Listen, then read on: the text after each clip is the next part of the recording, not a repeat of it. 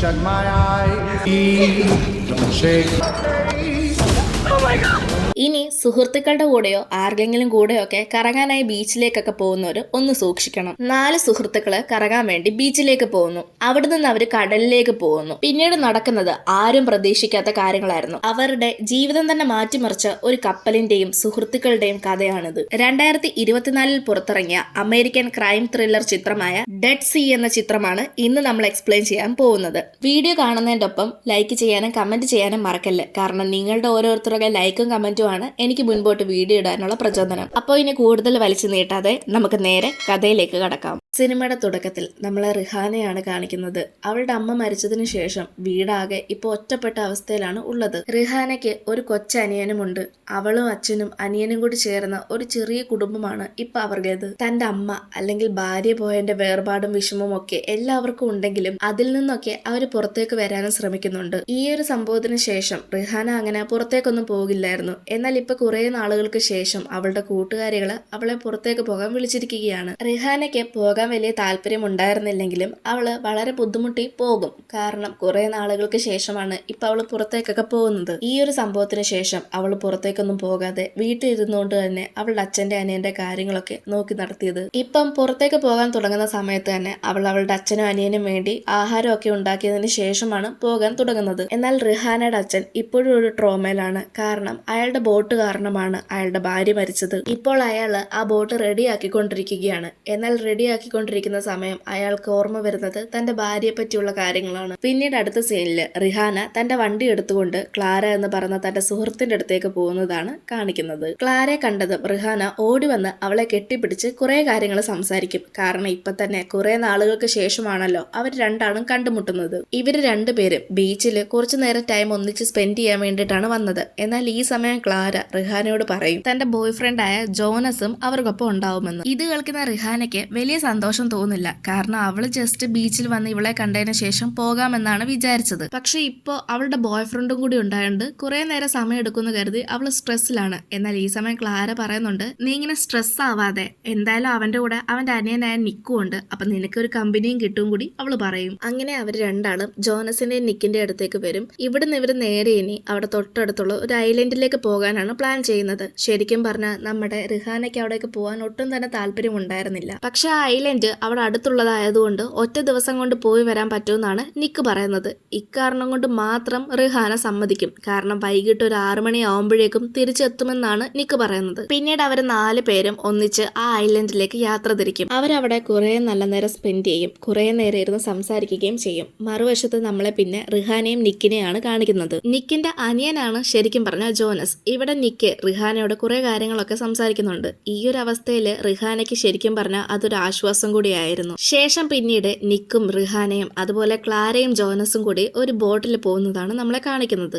Jonas boat സ്പീഡിൽ ഓടിച്ചത് കാരണം നിക്കും റിഹാനയും കൂടി വെള്ളത്തിലേക്ക് വീഴും. ശേഷം നിക്കും ക്ലാരയും കൂടി വീണ്ടും ബോട്ട് എടുത്ത് ഓടിക്കും. നിക്ക് ഓവർ സ്പീഡിലാണ് ബോട്ട് ഓടിച്ചുകൊണ്ടിരിക്കുന്നത്. അങ്ങനെ ബോട്ട് ഓടിച്ചുകൊണ്ടിരിക്കുന്ന സമയത്ത് ഒരു പോയിന്റിൽ എത്തുമ്പോൾ നിക്ക് വെള്ളത്തിലുണ്ടായിരുന്ന ജോനസിന്റെ മുകളിലൂടെ അറിയാതെ ബോട്ട് കയറ്റും. ഈ ഒരു സമയത്ത് തന്നെ അവരുടെ ബോട്ടും വെള്ളത്തിലേക്ക് വീണ്ടും മറയുകയാണ്. നിക്കിനാണേൽ നല്ല പരുക്കും പറ്റിയിട്ടുണ്ട്. റിഹാനയും ക്ലാരയും കൂടി ഇതേ സമയം ജോനസിനെ അന്വേഷിച്ചുകൊണ്ടിരിക്കുകയാണ്. പക്ഷെ കുറെ നേരം അന്വേഷിച്ചിട്ടും അവിടെങ്ങും ജോനസിനെ കാണുന്നുണ്ടായിരുന്നില്ല. ഈ ഒരു സമയത്താണ് അവർക്ക് മനസ്സിലാവുന്നത് ജോനസ് മരിച്ചു എന്നുള്ള കാര്യം. അവരുടെ 2 ബോട്ടും മുങ്ങിപ്പോയിരുന്നു. പോരാത്തതിന് നിക്കിനാണ് പരുക്കും പറ്റിയിട്ടുണ്ട്. ബ്ലഡിന്റെ സ്മെല്ലടിച്ചതുകൊണ്ട് തന്നെ അവിടേക്ക് ഷാർക്കുകളും വരാൻ തുടങ്ങി. ഇനി എന്തായാലും അവർ ഉപയോഗിച്ച ബോട്ടിൽ പോകാൻ പറ്റില്ല. കാരണം അത് മുങ്ങിപ്പോയിരുന്നു. ഒന്നെങ്കിൽ ആരെങ്കിലും അവരെ രക്ഷിക്കാൻ വരണം, അതല്ലെങ്കിൽ അവർ നീന്തി സ്വയമേ രക്ഷപ്പെടണം. ഇങ്ങനെ ഇനി എന്ത് ചെയ്യണമെന്നറിയാതിരിക്കുമ്പോഴാണ് മറുവശത്ത് നിന്ന് ഒരു വലിയ ഷിപ്പ് ഇവർക്ക് നേരെ വരുന്നത് കാണുന്നത്. ആ ഷിപ്പിലുണ്ടായിരുന്ന ക്യാപ്റ്റൻ റോക്കി ഇവരെ കാണുന്നുമുണ്ട്. ഇവരാണേല് അയാൾ ഇവരെ കാണാൻ വേണ്ടിയിട്ട് കൈയൊക്കെ പൊക്കി കാണിക്കുന്നുമുണ്ട്. അങ്ങനെ ഷിപ്പ് അവരുടെ അടുത്തേക്ക് നീങ്ങി വരും. ശേഷം അവരെ 3 പേരെയും റോക്കി രക്ഷപ്പെടുത്തും. നിക്കിനാണേലെ നല്ല പരിക്ക് പറ്റിയിട്ടുണ്ട്. എത്രയും പെട്ടെന്ന് അവന് ഫസ്റ്റ് എയ്ഡ് കൊടുക്കേണ്ട ആവശ്യമുണ്ടായിരുന്നു. എന്തായാലും ഇപ്പൊ റിഹാനയും ക്ലാരയും ഒക്കെ ഒരു വിധത്തിൽ രക്ഷപ്പെട്ടു എന്ന് കരുതിയിരിക്കുകയാണ്. പക്ഷെ ജോനസ് പോയതിന്റെ വിഷമവും അവർക്കുണ്ട്. ക്യാപ്റ്റൻ റോക്കി അവരെ രക്ഷിച്ചതിന് ശേഷം അകത്തേക്ക് കയറിപ്പോകും. ഇതേ സമയം റിഹാനയും അയാളുടെ കൂടെ അകത്തേക്ക് കയറി പോകുന്നത് നമുക്ക് കാണാൻ പറ്റും. റോക്കി റിഹാനയെ ഇഷ്ടമുള്ള രീതിയിൽ കുറെ കാര്യങ്ങളൊക്കെ സംസാരിക്കും. ഇതൊക്കെ കേട്ടിട്ടും റിഹാന അവിടെ തന്നെ നിൽക്കും. ഈ സമയത്താണ് റോക്കി എന്തോ ഒരു മരുന്ന് പഞ്ഞിയിലെടുത്തതിന് ശേഷം അങ്ങോട്ട് വരാൻ തുടങ്ങുന്നത് അവൾ കാണുന്നത്. ആദ്യം റിഹാന വിചാരിക്കുന്നത് ഇത് നിക്കിന് കൊടുക്കാൻ വേണ്ടിയിട്ടായിരിക്കും എന്നാണ്. എന്നാൽ മറിച്ച് റോക്കി ആ പഞ്ഞിലുണ്ടായിരുന്ന മരുന്ന് എടുത്തുകൊണ്ട് വന്ന് റിഹാനയുടെ മുഖത്തേക്കാണ് വെക്കുന്നത്. ശരിക്കും പറഞ്ഞാൽ അവളെ ബോധം കെടുത്തുകയാണ് ചെയ്യുന്നത്. കണ്ണു തുറന്നു നോക്കുന്ന റിഹാന ആ ഷിപ്പിന്റെ തന്നെ അണ്ടർഗ്രൗണ്ടിലുള്ള ഒരു മുറിയിലായിട്ടാണ് ഉള്ളത്. പിന്നീട് അടുത്ത സീനിൽ നമ്മളെ നിക്കിനെ മാത്രമാണ് കാണിക്കുന്നത്. അതിന്റെ അർത്ഥം ക്ലാരയും അയാൾ എന്തോ ചെയ്തിട്ടുണ്ട് എന്നാണ്. റോക്കി ഷിപ്പ് ഓടിച്ചുകൊണ്ടിരിക്കുന്ന അതേ സമയം തന്നെ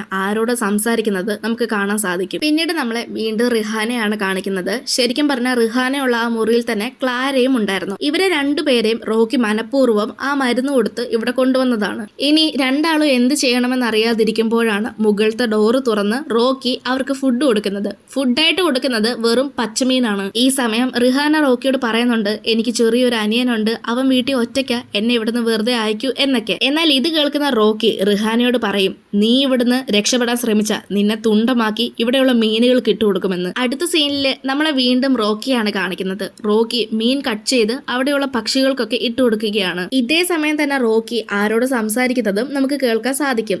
ആ സംസാരത്തിലൂടെ നമുക്ക് മനസ്സിലാക്കാൻ സാധിക്കുന്നത് എന്തെന്നാൽ അയാള് ഇപ്പൊ ആ ഷിപ്പിലേക്ക് വരാൻ പോകുന്നു എന്നുള്ള രീതിയിലാണ് റോക്കി പറയുന്നത്. മറുവശത്ത് നമ്മളെ ഇപ്പൊ നിക്കിനെയാണ് കാണിക്കുന്നത്.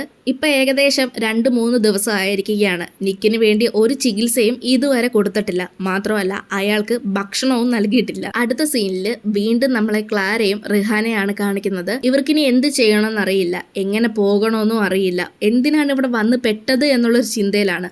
ഈ സമയമാണ് വെളിയില് ഒരു കപ്പലോ അല്ലെങ്കിൽ എന്തോ നീങ്ങി വരുന്നതായിട്ട് ഇവർ കേൾക്കുന്നത്. അതെന്താണെന്ന് നോക്കിക്കഴിഞ്ഞാൽ ഒരു കപ്പലാണ്. ആ കപ്പലിനുള്ളിൽ ആരോ ഉണ്ട്. ഇത് കാണുന്ന റിഹാന കരുതുന്നത് തങ്ങളെ രക്ഷിക്കാൻ വേണ്ടി ആരോ വരികയാണെന്നാണ്. പിന്നീട് ആ കപ്പലിലുണ്ടായിരുന്ന ആള് ഒരു ചെറിയ ബോട്ട് എടുത്ത് ഇവരുള്ള കപ്പലിലേക്കാണ് വരുന്നത്. ശരിക്കും പറഞ്ഞാൽ അതൊരു ഡോക്ടറാണ്. എന്നാൽ ഈ ഡോക്ടർ റോക്കി കാരണമാണ് അവിടെ വന്നത്. നിക്കിനെ കണ്ട ഡോക്ടർ റോക്കിയോട് പറയുന്നുണ്ട്, ഇവൻ ഇതുവരെ മരിച്ചില്ലേ, സാരമില്ല, നമുക്ക് ഇവനെ കൊണ്ട് ഉപയോഗമുണ്ടെന്ന് പറഞ്ഞിട്ട് നേരെ അണ്ടർഗ്രൗണ്ടിലേക്ക് പോകും. അണ്ടർഗ്രൗണ്ടിലാണ് നമ്മുടെ റിഹാനയും ക്ലാരയും ഉള്ളത്. റിഹാനയുടെയും ക്ലാരയുടെയും അടുത്ത് വന്ന അവർ രണ്ടാളും, അതായത് റോക്കിയും ഡോക്ടറും കൂടി പറയും, നിങ്ങൾ രണ്ടുപേരിലെ ആർക്കാണ് പരിക്കുള്ളതെന്ന് പറ. പരിക്കുള്ള ആള് മുന്നിലോട്ട് വരാൻ പറയും. അങ്ങനെ ആദ്യം റിഹാനയാണ് മുന്നിലോട്ട് വരുന്നത്. മുന്നിലേക്ക് വരുമ്പോൾ അവൾക്ക് കാലിലൊക്കെ പറ്റിയ പരിക്കില് മരുന്നൊക്കെ അവർ വെച്ചു കൊടുക്കും. പിന്നീട് ഈ ഡോക്ടറും റോക്കിയും കൂടി വീണ്ടും മുകളിലേക്ക് വന്നതിന് ശേഷം നിക്കിന്റെ അടുത്ത് വന്ന് എന്തൊക്കെയോ ചെയ്യുന്നത് നമുക്ക് കാണാൻ സാധിക്കും. ശരിക്കും പറഞ്ഞാൽ ഈ ഡോക്ടർ നിക്കിന്റെ ഓർഗൻസ് ഒക്കെ എടുത്തതിന് ശേഷം അത് വിൽക്കാനുള്ള പരിപാടിയിലാണ്. അങ്ങനെ അയാളെ വിചാരിച്ചതുപോലെ എല്ലാം എടുത്തതിന് ശേഷം അവന്റെ ബോഡി എടുത്ത് വെള്ളത്തിലേക്ക് കളയും. മറുവശത്ത് ക്ലാരയും റിഹാനയും ഇവർ സംസാരിക്കുന്നതും അവിടെ നടന്ന കാര്യങ്ങളൊക്കെ കേൾക്കുന്നുണ്ടായിരുന്നു. അവരുടെ കൂട്ടത്തിലുണ്ടായിരുന്ന 2 പേരാണ് ഇപ്പൊ മരണപ്പെട്ടത്. ഇനി ഇവർക്ക് എന്ത് ചെയ്യണമെന്ന് യാതൊരു പിടുത്തവുമില്ല. റിഹാനയാണേലെ എങ്ങനെയെങ്കിലും പുറത്തേക്ക് വരാനും ശ്രമിക്കുന്നുണ്ട്. അടുത്ത സീനിൽ നമ്മളെ വീണ്ടും ആ ഡോക്ടറിനെയാണ് കാണിക്കുന്നത്. അയാളുടെ അടുത്ത ലക്ഷ്യം ഇനി ക്ലാരയാണ്. കാരണം റിഹാനയ്ക്ക് പരിക്കുണ്ടായതുകൊണ്ട് അവളിൽ നിന്നൊന്നും എടുക്കാൻ പറ്റില്ല. ഹോസ്പിറ്റലിൽ മറ്റും ഒരു പേഷ്യന്റ് ഉണ്ടെന്നും അവിടുത്തെ ആ സ്ത്രീക്ക് വേണ്ടിയത് ഒരു ചെറുപ്പക്കാരിയായ സ്ത്രീയുടെ ഓർഗൻ ആണെന്നും അതുകൊണ്ട് ഇനി ക്ലാരയുടെ എടുക്കാമെന്നാണ് അയാൾ പറയുന്നത്. അങ്ങനെ റോക്കി അണ്ടർഗ്രൗണ്ടിൽ പോയി ക്ലാരയെ എടുക്കാൻ ശ്രമിക്കും. എന്നാൽ ക്ലാര എടുക്കാൻ ശ്രമിക്കുന്ന സമയത്ത് റിഹാന തടയാൻ ശ്രമിക്കുന്നുണ്ടെങ്കിലും റിഹാനയ്ക്ക് ഒരു തട്ടും കൊടുത്ത് ക്ലാര എടുത്തുകൊണ്ട് അയാൾ വരും. മറുവശത്ത് നമ്മളെ റിഹാനയാണ് കാണിക്കുന്നത്. ഇപ്പൊ സമയം രാത്രി ആയിരിക്കുകയാണ്. ആ അണ്ടർഗ്രൗണ്ടിലേക്ക് വരുന്ന 2 വഴിയാണ് മൊത്തത്തിലുള്ളത്. ഒന്ന് സ്റ്റെപ്പുള്ള വഴി, അതായത് റോക്കി വരുന്ന അതേ വഴി. പിന്നെ മറ്റൊന്ന് എയർ ഫാൻ ഉള്ള വഴി. ആ എയർ ഫാന് രാത്രി ആവുന്ന സമയത്ത് ഓഫ് ആകും. റിഹാന അതിലുണ്ടായിരുന്ന ഫാൻ എടുത്ത് മാറ്റിയതിനു ശേഷം അത് കഷ്ടപ്പെട്ട് തള്ളി തുറന്ന് വെളിയിലേക്ക് ഇറങ്ങും. ക്ലാരയ്ക്ക് ഇതുവരെ ഒന്നും സംഭവിച്ചിട്ടില്ല. അത് മനസ്സിലാക്കിയ റിഹാന ക്ലാരയെ രക്ഷിക്കാനായിട്ട് പോകും. മാത്രമല്ല റോക്കി മറ്റൊരു മുറിയിലുമാണ്. ഇവള് രക്ഷപ്പെട്ട കാര്യം ഇതുവരെ അയാൾ അറിഞ്ഞിട്ടുമില്ല. റിഹാന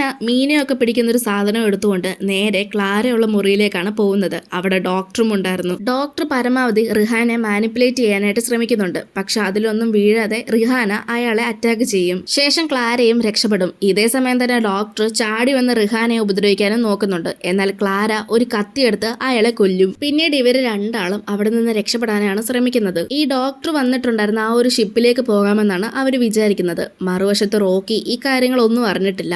റൂമിലേക്ക് വന്ന റോക്കി കാണുന്നത് ആ ഡോക്ടർ മരിച്ചു കിടക്കുന്നതാണ്. ഇതേ സമയം കൊണ്ട് തന്നെ ക്ലാരയും റിഹാനയും അവിടെ നിന്ന് രക്ഷപ്പെട്ടിരുന്നു. റോക്കി പെട്ടെന്ന് തന്നെ വെളിയിലേക്ക് പോയി ആ ചെറിയ ബോട്ട് ഉണ്ടോ നോക്കും. കാരണം അതാണ് ഡോക്ടർ വന്ന ബോട്ട്. എങ്ങാണോ അവരിന് മറ്റേ ഷിപ്പിലേക്ക് പോവുകയാണെങ്കിൽ തന്നെ ഈ ബോട്ട് ഉപയോഗിച്ച് പോകുമെന്ന് കരുതിയിട്ടാണ് നോക്കുന്നത്. പക്ഷേ ആ ചെറിയ ബോട്ട് അവിടെ തന്നെ ഉണ്ടായിരുന്നു. അതുകൊണ്ട് അവർ രണ്ടാളും അവിടെ തന്നെ ഉണ്ടാകുമെന്ന് അവർ വിചാരിക്കും. അതായത് റോക്കിയുള്ള അതേ ഷിപ്പിൽ തന്നെ ഉണ്ടാകുമെന്നാണ് കരുതുന്നത്. അങ്ങനെ റോക്കി ആ ഷിപ്പിൽ മുഴുവൻ അന്വേഷിക്കും. അവിടെ എങ്ങും അവർ രണ്ടാളും ഉണ്ടായിരുന്നില്ല. ഈ സമയമാണ് അവർ രണ്ടാളും കടലിലൂടെ നീന്തി ആ ബോട്ടിന്റെ അടുത്തേക്ക്, അതായത് ആ ഷിപ്പിന്റെ അടുത്തേക്ക് പോകുന്നത് റോക്കി കാണുന്നത്. ക്ലാര ഒട്ടും തന്നെ ഹെൽത്തി ആയിരുന്നില്ല. അതുകൊണ്ട് ആ ഡോക്ടർ വന്ന ഷിപ്പിന്റെ അടുത്തേക്ക് നീന്തി പോകുന്നത് അവൾക്ക് വലിയ പ്രയാസമുള്ള കാര്യമായിരുന്നു.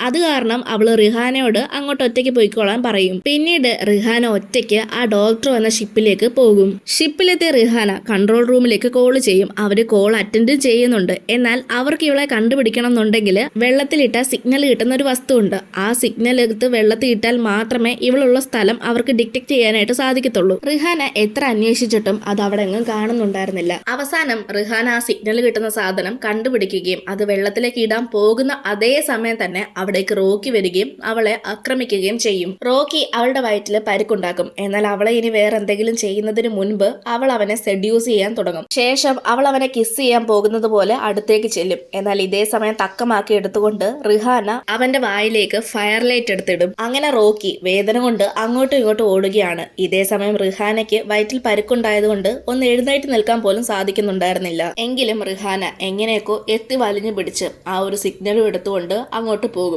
അതായത് എഴുന്നേക്കാൻ പോലും അവൾക്ക് വയ്യ. എഴഞ്ഞാണ് അവൾ പോകുന്നത്. സിഗ്നല് അവൾ വെള്ളത്തിലേക്ക് ഇടാൻ ശ്രമിച്ചെങ്കിലും അത് വെള്ളത്തിൽ വീണില്ല. ഇനി അവൾക്കാണെങ്കിൽ എഴുന്നേക്കാനും വയ്യ. ഇനി വരുന്നത് പോലെ വരട്ടെ എന്നുള്ള രീതിയിൽ അവൾ അവിടെ തന്നെ കിടക്കും. എന്നാൽ രാത്രിയാവുന്ന സമയത്ത് തിരമാലകൾ കാരണം അവിടെ ഉണ്ടായിരുന്ന ആ സിഗ്നല് വെള്ളത്തിലേക്ക് വീഴും. പിന്നീട് പിറ്റേന്ന് രാവിലെ ആകുമ്പോൾ കുറെ ആളുകൾ വന്ന് ഇവളെ റെസ്ക്യൂ ചെയ്യുന്നതാണ് കാണിക്കുന്നത്. മറുവശത്ത് റോക്കി ആ ഷിപ്പിൽ തന്നെ മരണപ്പെട്ട് കിടക്കുന്നതും ഇവർ കാണും. പിന്നീട് റെസ്ക്യൂ ടീം റിഹാനയും കൊണ്ട് അവിടെ നിന്ന് പോകുന്ന അതേ സമയമാണ് വെള്ളത്തിൽ ഒരാളും കൂടി കിടക്കുന്നത് കാണുന്നത്. അത് വേറെ ആരുമായിരുന്നില്ല, ക്ലാരയാണ്. ക്ലാരയ്ക്ക് ഇപ്പോഴും ജീവൻ ഉണ്ടായിരുന്നു. അങ്ങനെ ആ റെസ്ക്യൂ ടീം ക്ലാരയും രക്ഷിക്കും. അടുത്ത സീനില് റിഹാനയുടെ അച്ഛൻ ഇതെല്ലാം അറിഞ്ഞുകൊണ്ട് റിഹാനെ അന്വേഷിച്ച് ഇപ്പൊ വന്നിരിക്കുകയാണ്. എന്തായാലും ഇപ്പൊ ക്ലാരയും റിഹാനയും ജീവനോടെ ഉണ്ട്. അവർ രണ്ടുപേരും പരസ്പരം അങ്ങോട്ടും ഇങ്ങോട്ടും നോക്കി ചിരിക്കുന്നതും നമുക്ക് കാണാൻ സാധിക്കും. ആ ഒരു സീൻ അങ്ങനെ കാണിച്ചുകൊണ്ടാണ് ഡെഡ് സീ എന്ന് പറയുന്ന ഈ ഒരു മൂവി തീരുന്നത്. നിങ്ങൾക്ക് മൂവിയെ പറ്റി എന്തെങ്കിലും സംശയങ്ങളോ അഭിപ്രായങ്ങളോ ഉണ്ടെങ്കിൽ അത് തീർച്ചയായിട്ടും കമന്റായി രേഖപ്പെടുത്തുക.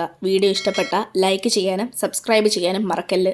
ഇനി മറ്റൊരു വീഡിയോ ആയിട്ട് നമുക്ക് വീണ്ടും കാണാം.